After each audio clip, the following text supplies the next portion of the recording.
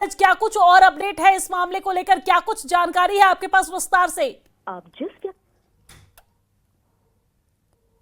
ठीक है, एक बार फिर से नीरज से संपर्क करने की कोशिश करेंगे। दरअसल आपको बड़ी जानकारी दे दें, जहां पर उपराष्ट्रपति चुनाव की घोषणा को लेकर यह बड़ी खबर हम आप तक पहुंचा रहे हैं। 9 सितंबर को उपराष्ट्रपति चुनाव होना है और चुनाव आयोग ने इसके लिए यह घोषणा कर दी है। तो बड़ी और अहम जानकारी आपके टेलीविजन स्क्रीन पर, जहां पर उपराष्ट्रपति चुनाव की घोषणा कर दी गई है। 9 सितंबर को यह चुनाव होगा। इलेक्शन कमीशन के द्वारा इस बात की घोषणा की गई है। जगदीप धनखड़ के इस्तीफे के बाद लगातार इस बात को लेकर चर्चा की जा रही थी कि यह चुनाव कब होना है। तो अब चुनाव आयोग की तरफ से तस्वीरें साफ कर दी गई है, स्थिति स्पष्ट कर दी गई है। चुनाव आयोग ने इस बात की घोषणा कर दी है कि 9 सितंबर को यह चुनाव होना है। बड़ी जानकारी हम आप तक पहुंचा रहे हैं आपके टेलीविजन स्क्रीन पर। यह बड़ी खबर, जहां पर 9 सितंबर को उपराष्ट्रपति का चुनाव होगा। इलेक्शन कमीशन की तरफ से उपराष्ट्रपति चुनाव की घोषणा कर दी गई है। 21 अगस्त को नामांकन भरने का आखिरी तारीख होगा। आपको जानकारी दे दें कि 21 अगस्त को नामांकन करने का आखिरी तारीख होगा और 9 सितंबर को उपराष्ट्रपति का चुनाव होना है। चुनाव आयोग की तरफ से यह घोषणा की गई है। तो देखिए, ये वो पत्र है जो जारी किया गया है, ये वो नोटिफिकेशन है जो जारी किया गया है चुनाव आयोग की तरफ से, और तस्वीरें साफ कर दी गई है। कयासों का बाजार लगातार जारी है, जहां पर लगातार इस बात के कयास लगाए जा रहे थे कि उपराष्ट्रपति का चुनाव कब होगा। तो अब इलेक्शन कमीशन ने ये नोटिफिकेशन जारी करते हुए स्थिति स्पष्ट कर दी है। 9 सितंबर को यह चुनाव होना है। और इसी के बारे में ज्यादा जानकारी के साथ हमारे संवाददाता अरुण कुमार हमारे साथ फोन लाइन पर जुड़ गए हैं। अरुण, और क्या कुछ अपडेट है आपके पास, क्या कुछ विस्तार से जानकारी है आपके पास?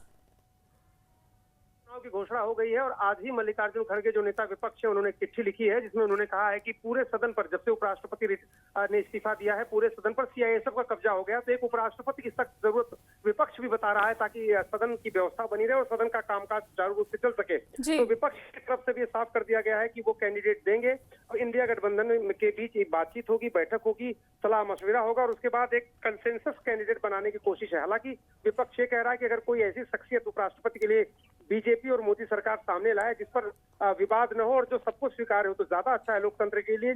लेकिन अगर, जैसा कि उनका ट्रैक रिकॉर्ड है, किसी भी उम्मीदवार को देने से पहले वो चर्चा नहीं करते विपक्ष से। अगर हमसे चर्चा नहीं करेंगे तो हम भी विपक्ष के तरफ से एक उम्मीदवार देंगे। तो अब आने वाले दिनों में बैठकों का दौर चलेगा और दोनों तरफ से आपको चेहरे सामने आ जाएंगे उपराष्ट्रपति पद के लिए उम्मीदवारों के। जी बिल्कुल, यानी कि विपक्ष की तरफ से ये कहना है कि अगर संतोषजनक चेहरा हुआ तो वो किसी भी तरीके से विपक्ष जो है वो इस पर विवाद नहीं करेंगे, अपने तरफ से कैंडिडेट नहीं उतारेंगे और एक बार कहीं ना कहीं मुहर लगा देंगे।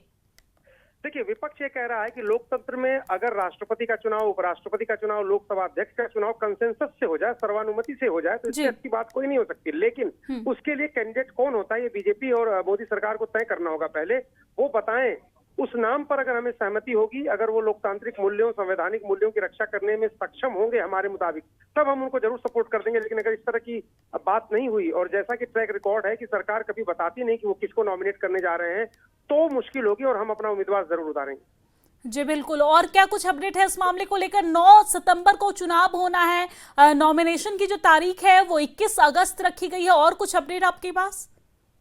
देखिए, ऐसा लग रहा था कि इसी सत्र में उपराष्ट्रपति मिल जाएंगे, लेकिन थोड़ी देरी से चुनाव की घोषणा हुई है इसमें और अब जो है इस सत्र में तो मुश्किल है कि उपराष्ट्रपति मिल पाए, क्योंकि अब उपसभापति से ही काम चलाना पड़ेगा। सदन की जो प्रोसीडिंग्स हैं वही अब उसको संभालेंगे। तो निश्चित रूप से विंटर सेशन से पहले नया सभापति मिल जाएगा राज्यसभा।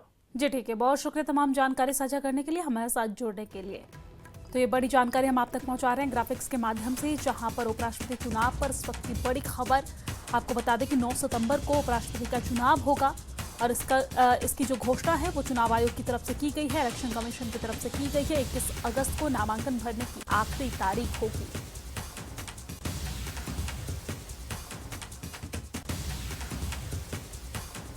ज़ंस्कार में 83 साल की महिला की सफल एयरलिफ्ट, वायुसेना और प्रशासन के त्वरित समन्वय पर जताया आभार। निब 2020 की 5वीं वर्षगांठ पर SCERT वाणिज्य मंत्री पीयूष गोयल ने अमेरिका से जल्द ही द्विपक्षीय व्यापार समझौते की जताई उम्मीद। लोकसभा में कहा कि भारत राष्ट्र हित में हर कदम उठाएगा। पुलवामा के नेहा रैना के माता पिता की गुहार, बेटी का अपहरण कर जबरन धर्म परिवर्तन करवाया गया, प्रशासन से न्याय की मांग की। पुलवामा लव जिहाद मामले पर कश्मीरी पंडितों में गुस्सा, अपहरण और जबरन शादी की निंदा, एलजी प्रशासन से गंभीर कार्रवाई की मांग, नागरिक समाज से लड़की को मुक्त कराने की अपील की गई। बीजेपी के सीनियर नेता एवं विधायक विक्रम रंधावा ने कश्मीरी हिंदू लड़की के धर्मांतरण मामले को अफसोसनाक बताया, सख्त कानून की मांग की, कहा कुरीतियां फैलाने वालों पर हो कार्रवाई। अमेरिकी टैरिफ पर बोले भारत सक्षम, दबाव की राजनीति भी असर। जम्मू में थार चालक मनन आनंद गिरफ्तार, बुजुर्ग को सरेआम की थी कुचलने की कोशिश, गांधीनगर पुलिस ने नानक नगर से पकड़ा, पीजीआई में बुजुर्ग का इलाज जारी। जम्मू थार हादसा मामले में एसपी साउथ अजय कुमार ने बताया कि आरोपी ड्राइवर को गिरफ्तार कर लिया गया है। गांधीनगर एसएचओ की टीम ने कार्रवाई कर बीएनएस की धाराओं में केस दर्ज किए। गुजरात के केवड़िया में मुख्यमंत्री उमर अब्दुल्ला ने स्टैच्यू ऑफ यूनिटी का किया दौरा, कहा सरदार वल्लभ भाई पटेल।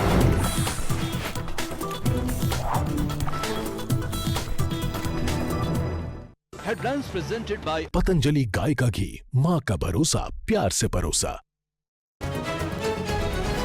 उपराष्ट्रपति पद के लिए चुनाव की घोषणा, चुनाव आयोग ने उपराष्ट्रपति चुनाव के लिए जारी की अधिसूचना, 9 सितंबर को उपराष्ट्रपति पद के लिए चुनाव होगा। जम्मू कश्मीर के मुख्यमंत्री उमर अब्दुल्ला ने साबरमती आश्रम का दौरा किया, वीडियो पोस्ट कर लिखा, आश्रम में सम्मान और मार्गदर्शन, महात्मा गांधी की नीतियों को याद किया। पीडीपी अध्यक्ष महबूबा मुफ्ती ने बीजेपी और एनसी पर निशाना साधा है। बीजेपी जम्मू में लोगों को बेवकूफ बनाती है, एनसी जम्मू और कश्मीर दोनों को बेवकूफ बनाती है। कश्मीर की बात सब करते हैं, जम्मू की कोई नहीं।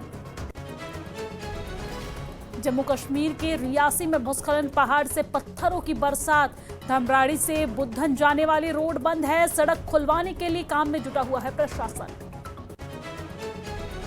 मालेगांव ब्लास्ट केस में पूर्व एटीएस अधिकारी महबूब मुजावर का बड़ा दावा, न्यूज 18 इंडिया से बोले कि मोहन भागवत को गिरफ्तार करने का मुझ पर बनाया गया था दबाव, भगवा आतंकवाद की थ्योरी को बताया